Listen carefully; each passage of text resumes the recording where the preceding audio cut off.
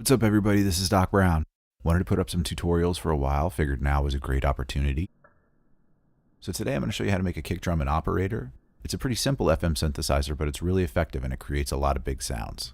So the first thing you're going to want to do is grab an instance of operator and insert it into a MIDI track in your Ableton project.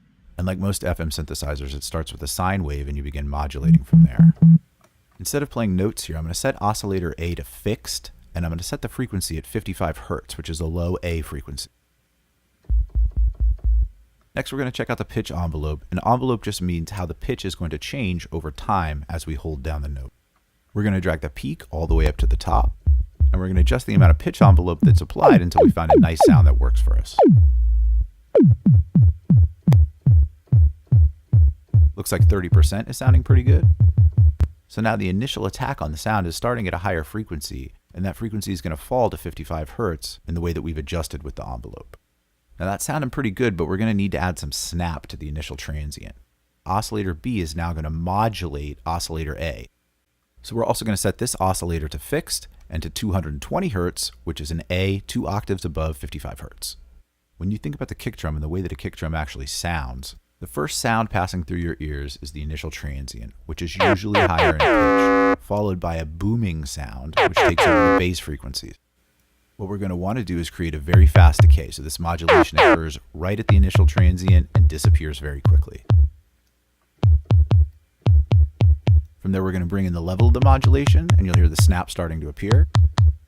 And here we can go up the chain, further modulating the initial transient until we find a sound that we like. Set this one to fixed as well, and we're going to set this one at 440 Hertz, which is a middle A, 2 octaves above 220 Hertz. Make sure to put a quick decay on that one as well. Again, we'll play around with the different wave shapes until we find something that starts to sound good. Now it's fair to note that these oscillators do not need to be in unison. What I'm showing you here is simply how to create a tunable kick drum in the key of A. One of the main benefits of creating your own kick drum is that it can be dynamic, meaning it can actually morph and change its sound over the course of the track, which is much easier to do through synthesis than it is through post-processing an already recorded sample.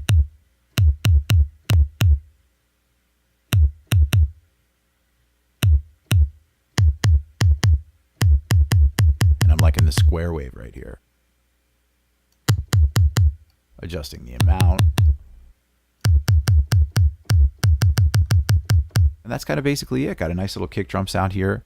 And when I go to draw the notes in, I want to pay careful attention to the note length and also to the release on oscillator A, which will really help you sculpt how that kick drum shapes out at the end.